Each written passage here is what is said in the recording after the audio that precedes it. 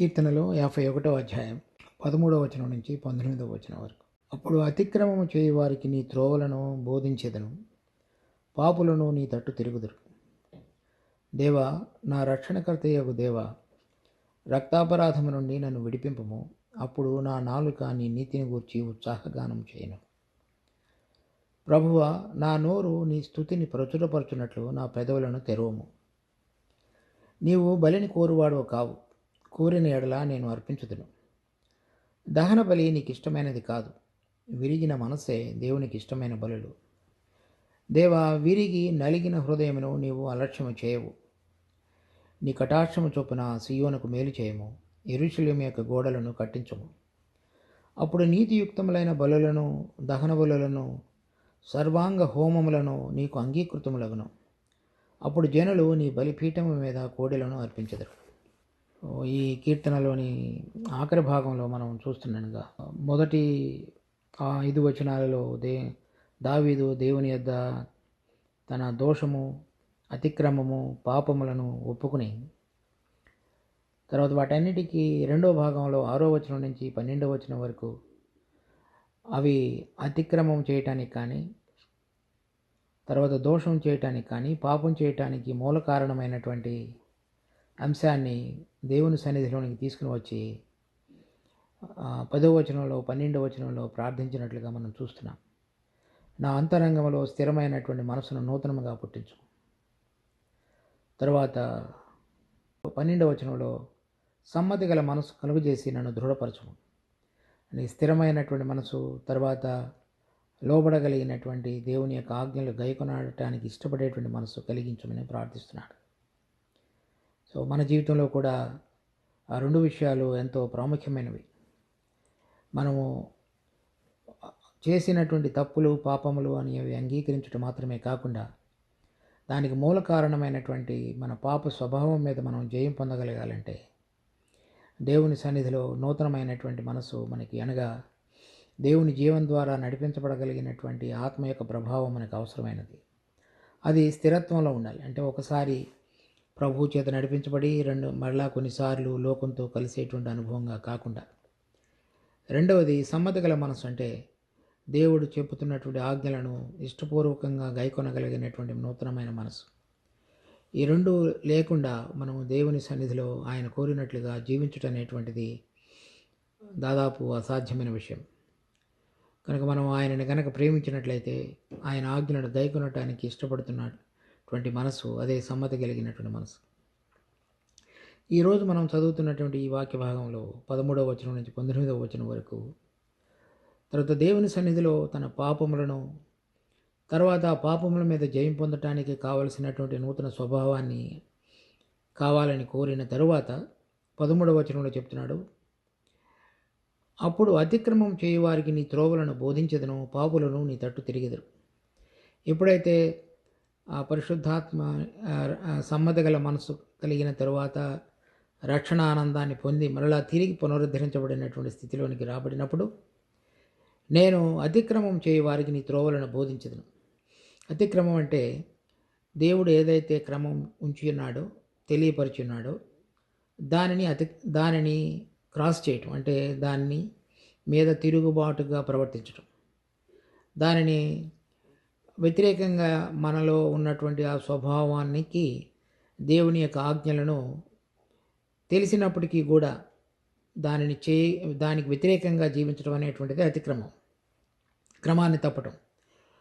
అటువంటి వారికి నేను నీ త్రోవలను బోధించదను. తను జీవితంలో అటువంటిది చేసి ఉన్నాడు కనుక ఇప్పుడు మరలా దేవుని సన్నిధిలో పునరుద్ధరించబడిన తర్వాత అలా చేసేటువంటి వారికి నీ త్రోవలను గురించి, ఆ విధంగా చేయవద్దు, దేవుని సన్నిధిలో ఏ విధంగా ఆ పరిశుద్ధాత్మ చేత తిరిగి రక్షణ ఆనందాన్ని పొంది స్థిరమైనటువంటి మనసును, సమ్మతి గల మనసును కలిగి జీవించాలి అనేటువంటి విషయాన్ని నేను బోధించుతానని చెప్తున్నాడు. తర్వాత పాపులను నీ తట్టు తిరుగుదురు. సో ఆ విధంగా వారికి తెలియపరచబడినప్పుడు నీ ఆత్మ వారిలో పనిచేయటం ద్వారా వారు కూడా నీ తట్టు తిరిగేటువంటి విధంగా నీ మార్గాన్ని నా ద్వారా తెరువుము అని అడుగుతున్నాడు. మరి అతను రక్షణ పొందిన తర్వాత అంతకు మునుపు కూడా దేవుడిని ఎరిగిన వాడైనప్పటికీ కూడా తనలో ఉన్న పాప స్వభావాన్ని బట్టి, చేసిన పాపాన్ని బట్టి ఇప్పుడు తిరిగి మరలా పునరుద్ధరించబడి సమ్మతి కలిగినటువంటి మనసు, స్థిరమైనటువంటి మనసును పొందిన తరువాత ఇతరులతో మాట్లాడి వారిని ఆ మార్గంలో నుంచి పాపులను దేవుడి పక్షంగా గురి లేకుండా జీవించుతున్నటువంటి వారందరినీ కూడా దేవుని వైపు తిప్పాలనేటువంటి ఆలోచన కలిగిన వాడిగా మనం చూస్తున్నాం. కనుక తన జీవితంలో ఏదైతే దేవుని ద్వారా ఆత్మ సంబంధమైన ఆశీర్వాదములు పొంది ఉన్నాడో, దేవునితో నిజమైనటువంటి సంబంధంలోనికి తిరిగి మరలా పునరుద్ధరించబడ్డాడో, త్రోవ తప్పి తిరుగు వారందరి పక్షంగా కనికరంతో వ్యవహరించి వారందరినీ కూడా దేవుని వైపు తిప్పాలనేటువంటి ఆలోచన కలిగిన వాడుగా దావీదు యొక్క జీవితంలో మనం చూస్తున్నాం.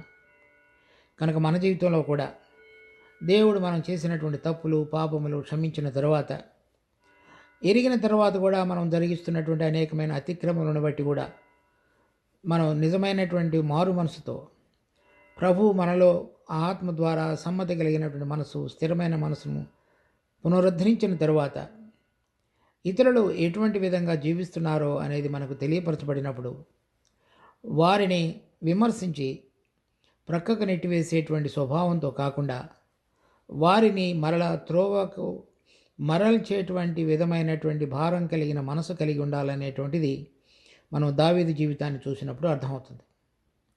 మనం చాలాసార్లు ఎవరైనా సరే త్రోవ తప్పి తిరుగు వారి పక్షంగా వేరైనటువంటి మనసుతో మనం కలిగి ఉంటాం. ఒకప్పుడు మనం ఏ విధంగా జీవించున్నామనేటువంటి ఆలోచన మనం మర్చిపోతాం.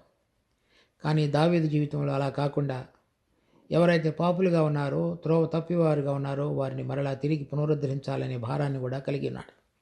14వ వచనం, దేవా నా రక్షణకర్తయగు దేవా, రక్తాపరాధము నుండి నన్ను విడిపింపము, అప్పుడు నా నాలుక నీ నీతిని గురించి ఉత్సాహగానము చేయను. ఈ రక్తాపరాధం అనేటువంటిది అంటే ఊరియాను చంపించినప్పుడు జరిగినటువంటి అపరాధం. అది దానికి ధర్మశాస్త్ర ప్రకారంగా పరిహారం లేదు. అదేంటంటే ప్రాణానికి ప్రాణం, కంటికి కన్ను, పంటికి పన్ను. కనుక దానికి తగినటువంటి శిక్ష గనక దేవుడు గనక దావీదు మీద వెయ్యాలని గనక నిర్ణయించుకున్నట్లయితే అతడు చనిపోవలసిందే. కానీ ఆ 2 సమూయేలు 12వ అధ్యాయంలో నాతాను చెప్పి ఉన్నాడు, దేవుడు నీ పాపమును పరిహరించను. కనుక చనిపోకుండా బ్రతకగలిగేటట్లుగా చేసి తను చేసినటువంటి పాపానికి తగినటువంటి శిక్షను వేరే రకంగా దేవుడు దావీదు మీద విధించాడు. అలా చేయటానికి మునుపు నేను పాపినని అతడు ఒప్పుకునేటప్పుడు చేసిన ప్రార్థన ఏంటంటే, దేవా రక్తాపరాధము నుండి నన్ను విడిపించు. ఎందుకంటే దానికి తగినటువంటి పరిహారాన్ని అతడు చెల్లించేటువంటి స్థితిలో లేడు. ఏ మనుషుడు చెల్లించజాలడు. అప్పుడు నా నాలుక నీ నీతిని గురించి ఉత్సాహగానం చేయను. కనుక నువ్వు కనుక నన్ను క్షమించినట్లయితే నా నాలుక నీ నీతిని గురించి ఉత్సాహగానం చేయను. నీతి అనే మాటకి ఇక్కడ అర్థం ఏంటంటే, కొత్త నిబంధనలో కానీ పాత నిబంధనలో కానీ దేవుడు మనల్ని ఉచితంగా నీతివంతులుగా తీర్చుట అనేటువంటి మాటకు అర్థం కేవలము పాపములు క్షమించబడుట అనేటువంటిది మాత్రమే కాదు. పాపములు క్షమించబడి మనం ఎప్పుడు కూడా పాపము చేయలేదు అనేటువంటి విధంగా దేవుడు గుర్తించటం కాదు, పరిగణించటం, లెక్కించటం, అటువంటి విధంగా కావాలని దావీదు కోరుతున్నాడు.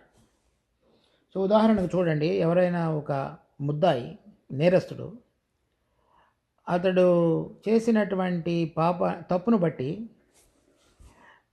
అతడు కనుక జైలులో ఉన్నట్లయితే, లేకపోతే దానికి జరిమానా కనుక కట్టవలసి వస్తే, ఎవరైనా వెళ్ళి అతనికి బదులుగా నేను జైలు శిక్ష అనుభవించుతాను, అతడు చెల్లించవలసినటువంటి జరిమానా రొక్కాన్ని నేను చెల్లించుతాను కనుక ఒప్పుకుంటే జడ్జి ఆ నేరస్తుడిని విడుదల చేశాడు అనుకోండి. అప్పుడు మనం ఏం చెప్పొచ్చు అంటే, జడ్జి ఈ నేరస్తుడిని క్షమించి ఇతనికి విడుదల కలుగజేశాడని చెప్పొచ్చు. కానీ ఆ నేరస్తుడిని మనం సమాజంలో నేరం చేయని వాడిగా గుర్తించడం అనేటువంటిది అసాధ్యం. ఎవరైనా ఒక నేరం చేసి జైలులో కనుక ఉన్నట్లయితే అతడు నేరం చేసిన వాడిగానే సమాజం అతనిని లెక్కించుతుంది.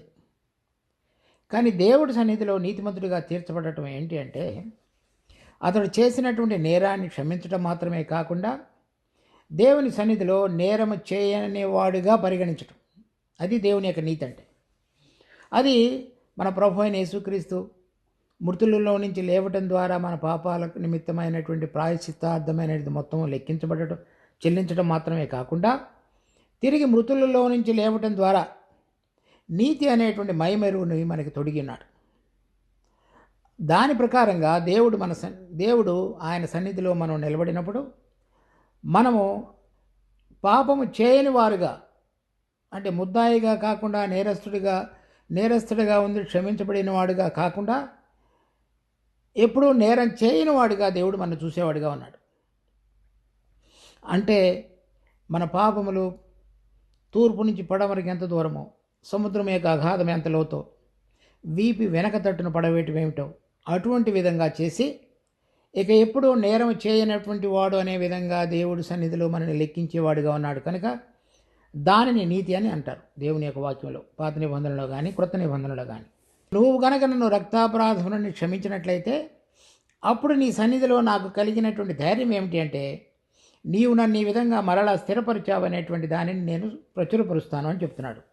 ఉత్సాహగానం చేదును అంటే అప్పుడు అప్పుడు నన్ను ఎవరు కూడా నేరస్తుడిగా పరిగణించరు కనుక అది ఎంతో సంతోషంతో నింపబడినటువంటిది. నేను గతంలో చేసినటువంటి తప్పు దేవుని సన్నిధిలో, అంటే అందరికీ తీర్పు తీర్చేటువంటి దేవుడు నన్ను ముద్దాయిగా నేరస్తుడిగా కాకుండా నేరము చేయని వాడిగా లెక్కించున్నాడు కనుక నా హృదయం ఉత్సాహగానంతో నిండి ఉంటుందని చెప్తున్నాడు.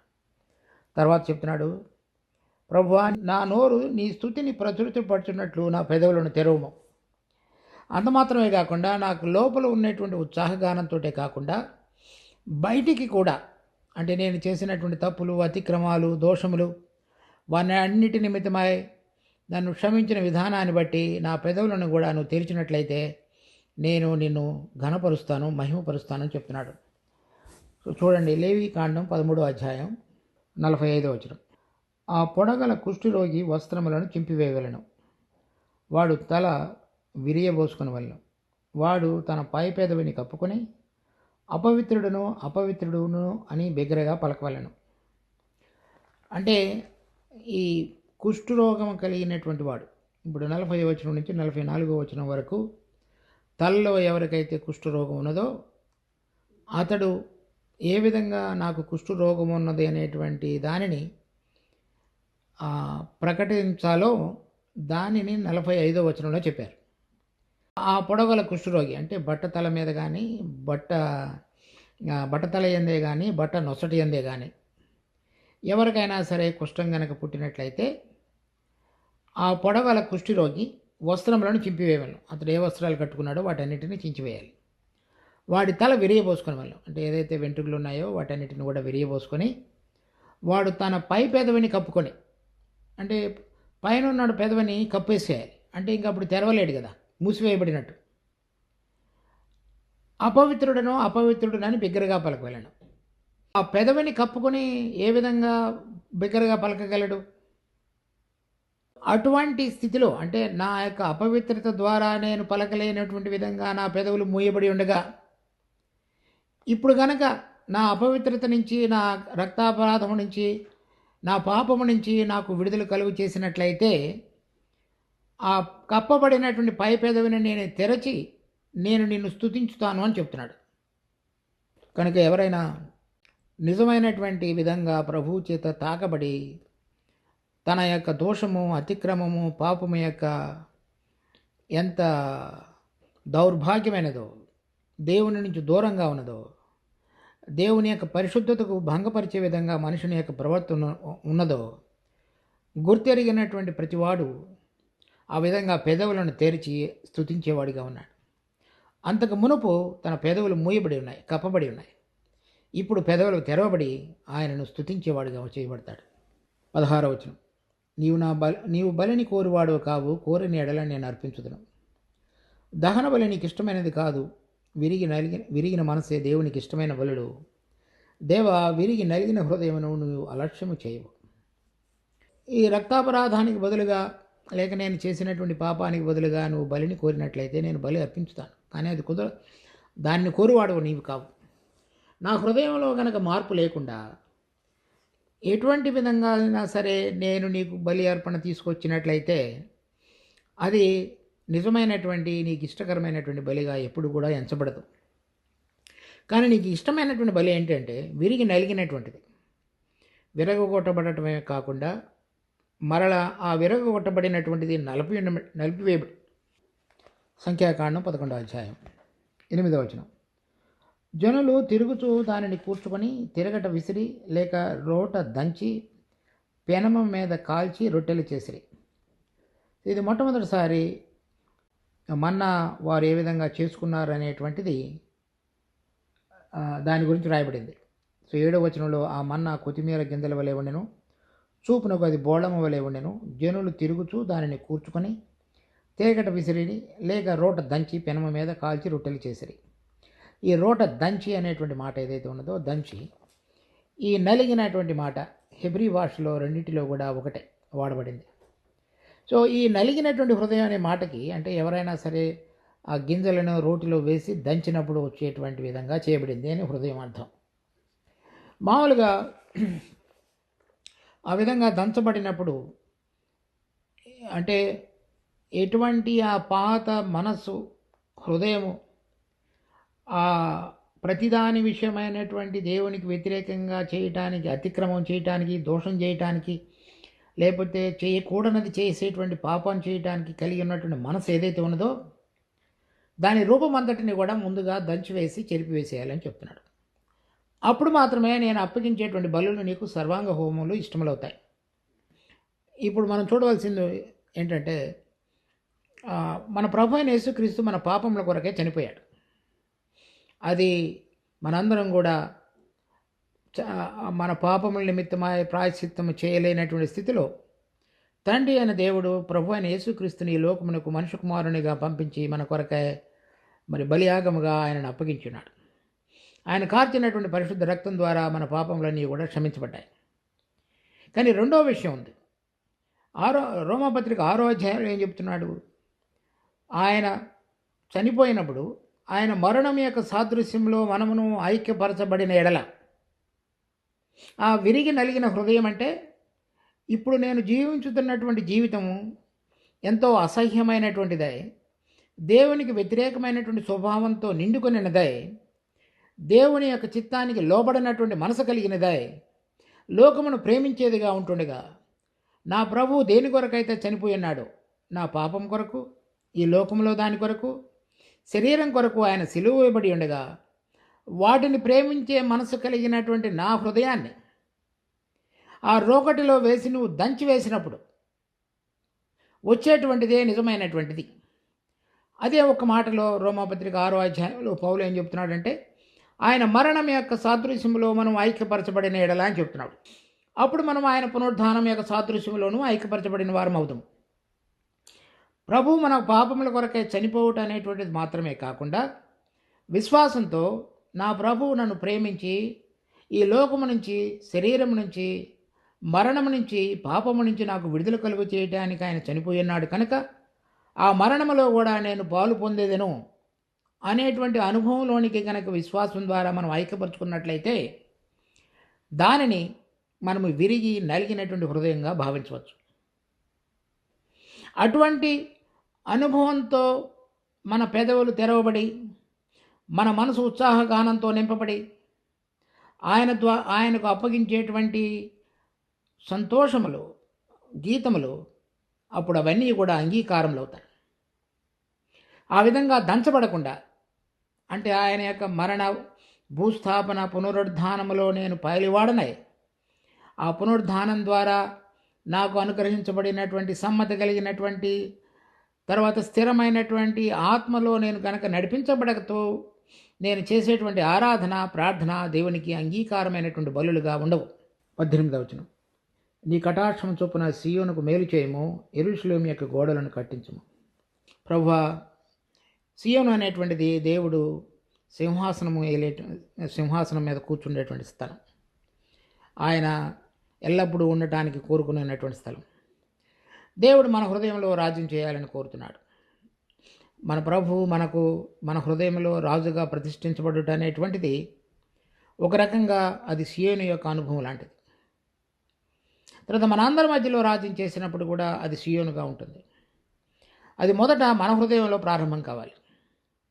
ఇప్పుడు ఏం చెప్తున్నాడంటే, నీవు సీయోనుకు మేలు చేయము, నీ కటాక్షం చొప్పున. కనుక నాలో ఉన్నటువంటి ఆదామును పోలినటువంటి ఆ స్వభావం మరంతయు కూడా సిలువ వేయబడి నీ మేలు చొప్పున మరలా దేవుడు నా జీవితంలో ఏలుట అనేటువంటి అనుభవంలోనికి నన్ను తీసుకుంటా. తర్వాత యెరూషలేము యొక్క గోడలను తిరిగి మరలా కట్టించుము. అంటే ఏదైతే లోక సంబంధమైనటువంటిది నాలోనికి వచ్చి నా శరీరాన్ని ప్రలోభపరిచి, నా ప్రాణాన్ని ఉత్సాహపరిచి, నా ఆత్మను మలినపరిచి నీకు వ్యతిరేకంగా జీవించే జీవితం ఏదైతే ఉన్నదో అది జరగకుండా ఉండగలిగే విధంగా ఆ లోకం నుంచి ప్రత్యేకపరచబడినటువంటి యెరూషలేము యొక్క దేవుని యొక్క సమాధానం అనేటువంటిది నా హృదయంలో ఏలుట అనే అనుభవంలో ఉండగలగటానికి నీవు గోడలను కట్టు.